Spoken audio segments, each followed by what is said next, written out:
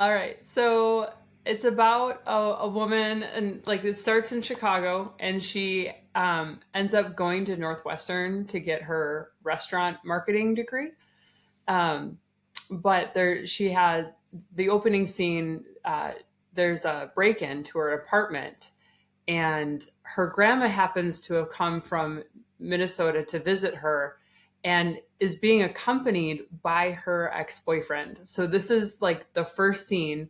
He comes into the apartment as it's being broken into, and so he chases away the intruder, and that's the meet cute for them, and they haven't seen each other for 6 years. They had a bad breakup. He cheated on her. It was just this messy thing. But then her grandma suggests, like, hey, why don't you come back to Pequot Lakes, Minnesota, stay at my house with me for a little bit until we figure out what's going on. And then there are more break-ins and there are more stalking situations, and they don't necessarily even know why this guy is after her at first. So part of the story is like them trying to figure out why he's after her, and then the rest of it is them, like, they figure it out, but then they have to solve the problem. And I don't want to give too much away because there's a pretty big thing that happens in chapter 2 that you're like, oh my gosh. But so I really enjoyed writing it, and second chance love, closed door romance. Just what would it be like? And I try it with trauma and with grief because I've been in that space.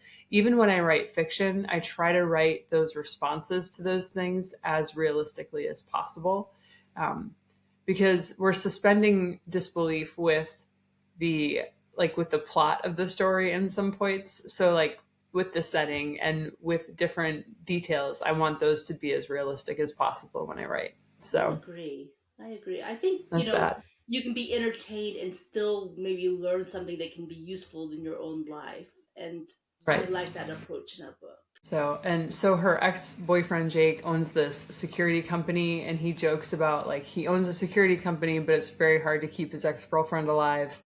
And it's kind of the juxtaposition of that. And yeah, so they just end up in situations where he ends up, trying to help her out. So I think it's cute and I like it, and there's banter and it's funny, and I'm excited to see what people think. I'm really looking forward to that. I'm So looking forward to hearing about when it comes out. It's coming out at the beginning of March, middle of. Do you March have an estimate? 31st. March 31st. Okay. March 31st. Okay. Yeah, I talked to the publisher today because I kept telling everyone March. It comes out in March. I don't know when, but March. And she said March 31st. There are two other authors that have fiction books coming out the same exact day. We're doing like a triple book launch that day with Dressed in Love Press. Sorry, mess those words up. Dressed in Love Press. And so the three of us are launching our books all together, which will be kind of fun. Cool. Yes. Well, hopefully that'll just mean that you have a broader audience and more people looking at the books because of if one story doesn't appeal, one of the other two might, and it may draw people that you weren't expecting. So I think that's great. 100%.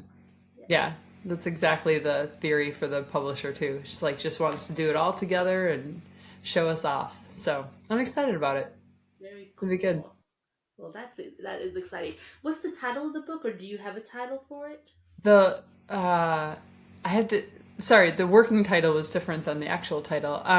The Lakeshore's Secret is the name of the book, and it's Lakeshore Mystery Series. So, because there will be two more. I'm working on book two right now, actually. I was wondering. I was thinking in the back of my mind that you had said something about a series. So, is it a I trilogy didn't or is know it? it would be a series. Yeah, I think so. I mean, so far. Um, I didn't know it would be a series. I didn't know there would be a sequel.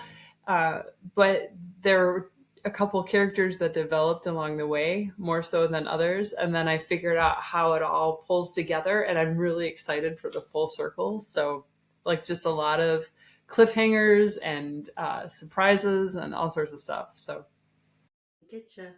Yeah, some stories just kind of develop that way, where you unexpectedly have more that you could write and you didn't realize it. And other stories, right from the get go, you realize, oh, this is going to be very in depth, and I'm going to want to do at least two, if not three books.